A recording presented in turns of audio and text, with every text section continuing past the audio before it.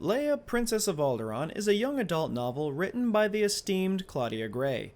This novel was published originally on September 1st of 2017, and I really regret waiting to read it until now. My girlfriend wanted to start reading more Star Wars books, so she had picked this one among a few others. After reading it, she insisted that I do the same, and wow, am I so glad that she did. And while I understand that this book came out in 2017, I do feel the need to say that this review will hold heavy spoilers, so if you have not read Leia, Princess of Alderaan, I highly recommend doing that before coming back to this review. This book is just awesome, flat out. We get to see so much more of Leia as a teenager, which is something that we just don't get a lot of.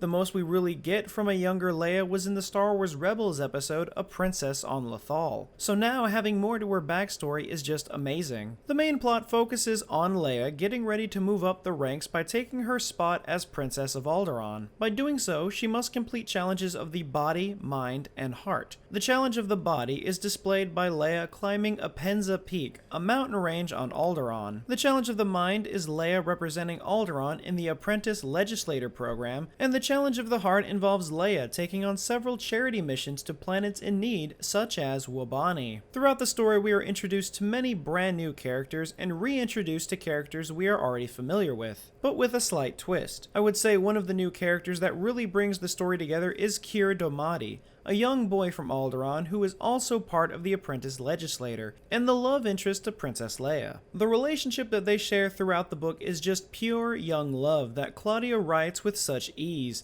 but the biggest surprise was the involvement of two well-known characters. The first character only has a small appearance, that person being Quarsh Panaka, the former captain of Queen Amidala's security force, now sitting at the rank of Moff. Moff Panaka's appearance was absolutely shocking, and seeing his interaction with Leia really gave me creepy feelings. Seeing Panaka go from a respectable person of authority in the Phantom Menace to a creepy Moff who keeps prying at Leia's personal life is really off-putting. However, it really doesn't last all that long as he's then assassinated by someone involved with Saw Gerrera, something that I really did not see coming, but I suppose it was only a matter of time. The other big character plays a much bigger role right next to Leia, and that is the legendary Amelin Holdo. We are first introduced to her in The Last Jedi as Admiral Holdo, but here we get to see where she comes from, and wow, is she ever so different. Every scene that Holdo is in, she dresses in wild, crazy colors and changes her hair along with it. It was just not what I was expecting from her character after seeing how proper she is in Episode 8. But honestly, I really liked it. Her character type was a breath of fresh air, almost like a Luna Lovegood type feel. Very carefree and happy all of the time,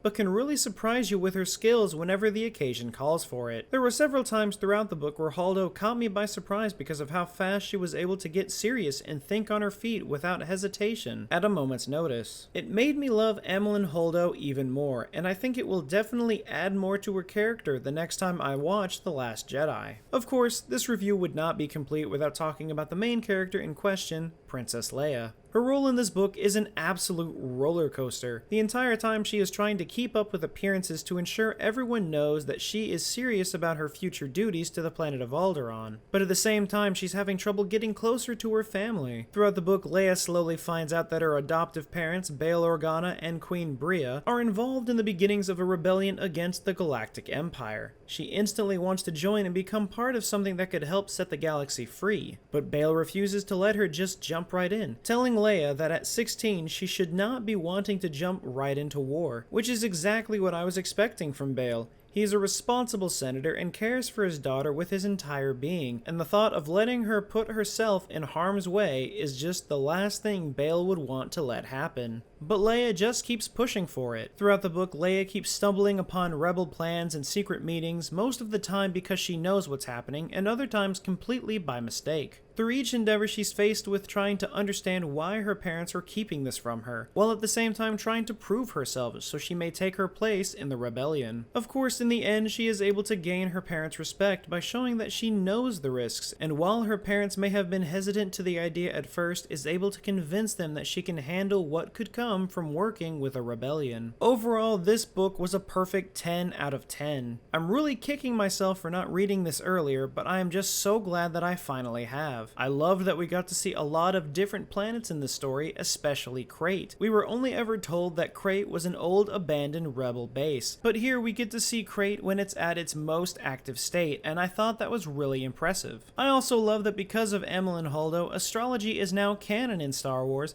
but ultimately, I just loved getting to read about the relationship that Leia had with her parents. It was a family she deserved to have, and she really had to work to gain their trust in this difficult time in the galaxy. And it really helps wrap everything together nicely, and adds so much weight to Bail's conversation with Mon Mothma towards the end of Rogue One, where Bail says, "I would trust her with my life," which was seen perfectly in this book. But that's everything I have to say about Leia, Princess of Alderaan. But what were your thoughts? Did you read this book when it was first released? Which character appearance was your favorite? And do you think this book brought justice to characters like Amelin Holdo? Let me know all of your thoughts in the comments below. As always, be sure to like the video and subscribe if you haven't. And remember, the Force will be with you. Always.